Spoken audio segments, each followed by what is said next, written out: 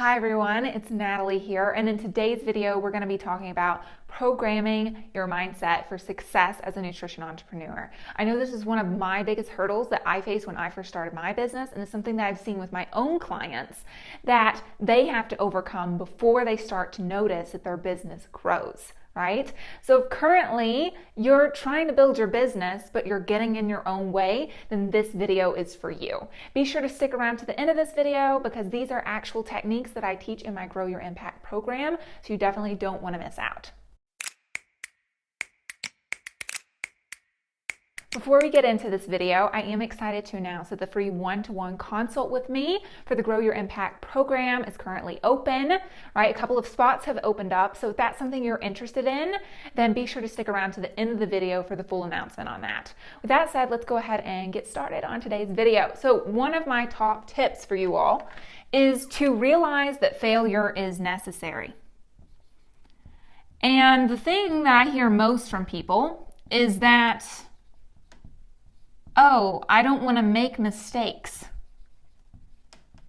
I don't want to, fail. But the problem with that statement is that you actually are going to fail a lot as a business owner. And I know for myself personally that I wouldn't be where I am today if I had done everything correct. In fact, I would say that the stuff I get wrong has been my most teaching moments. And without failure, I probably wouldn't be where I am today. So get used to the concept of failure, right? I like to think of failure as kind of a springboard, meaning you could be going on just like this, like da-la-la-di-di-la-di-da, right? Then you fail, okay? Technically you went down, but guess what usually happens next? Is that once you fail, this kind of response kicks in, right? And a response kicks in and you say to yourself, heck, I am not staying here, right? So it's kind of like a springboard effect. And you find that you actually rise to an even higher level, right? Because this is, maybe I should have made that a dash line, right? You rise to an even higher level here than you were before simply because you failed, right? I know this is a simple concept, but I want you to really look at failure as feedback. Okay, something I talk about a lot is actually using the scientific process in business, right? And when we're talking about the scientific process and there's a hypothesis, it doesn't always mean our hypothesis is going to be correct. But if we go in with this mindset of fear of what if this doesn't work out, more often than not, it won't work out because you're not putting your full energy and devotion and commitment to the task at hand, right? It's like, if you've ever participated in sports or you're doing something new and you say, well, I don't know about it. And you go into it with that energy. More often than not, it's not going to work out because you're not giving it your all, right? So if we see failure as something that's always going to happen, regardless, then we can look at this as kind of feedback, right? And so we do something and we have our hypothesis. And then this is feedback and failure. But that's how we make things better. And without the feedback, without the failure, we can't make things better. So get used to the idea of failing. I fail all the time. All right? It's a good thing. It's a good thing. So don't be scared to fail. Be instead scared to give up. Okay? That's your only thing that you should be thinking about is when I fail, am I going to take that as feedback to make it better?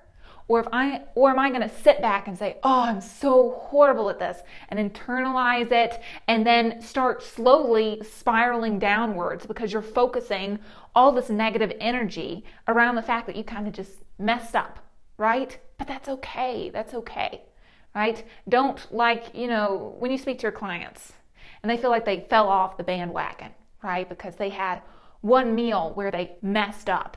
You know that doesn't matter, right? That they should be celebrating their wins. It's the same with you and your business.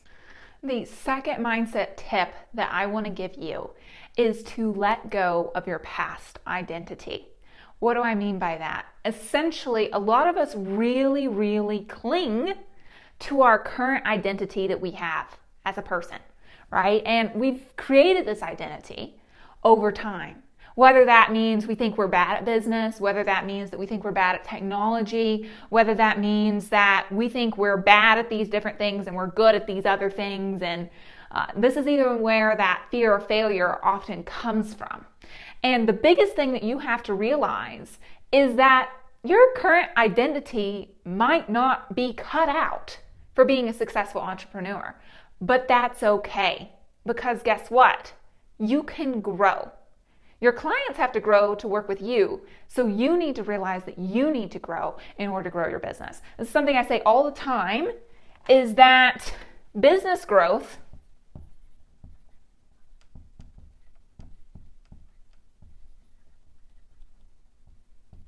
won't happen without, right? It won't happen without personal growth.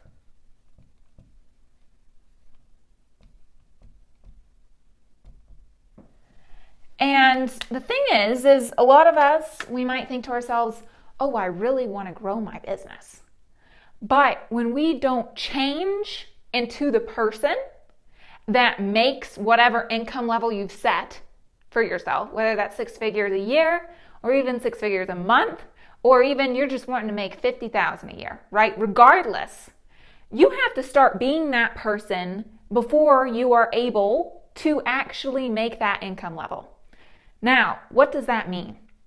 Okay, it means that you need to, when you make mistakes, see them as neutral, right? And as a feedback for becoming a better person, okay? And 2, it means that don't get attached to past experiences, right? Release your attachment, okay? That's the thing. One of the stories I always talk about is my experience with learning French, okay? Back in high school and early college, I was extremely good at French. And I built this up in my mind, right? Meaning, it just happened over time that it confirmed my identity more and more, that I thought learning languages must be the simplest thing for me possible because, you know, oftentimes in French class, I would get hundreds on everything. I would take tests in record time, right? And it was because I kept doing this that I kept feeling like I was confirming my identity more and more with speaking French, all right? I used to be able to converse very well with people in French, but then something changed, all right? Then, during college, essentially I couldn't take the French classes that I was supposed to take in order to keep continuing my French education at a certain level because of my course schedule. And so I ended up taking like a year and a half off of French.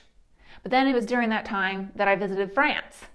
Well, guess what? Went to France and I couldn't really speak to people very well. And it was so frustrating. And I broke myself down in my head, mind you, because I had been amazing at French. So I could have gotten back there, right? But instead I beat myself up about it, right? And because I kept beating myself up, I became worse and worse to the point I didn't even feel like trying.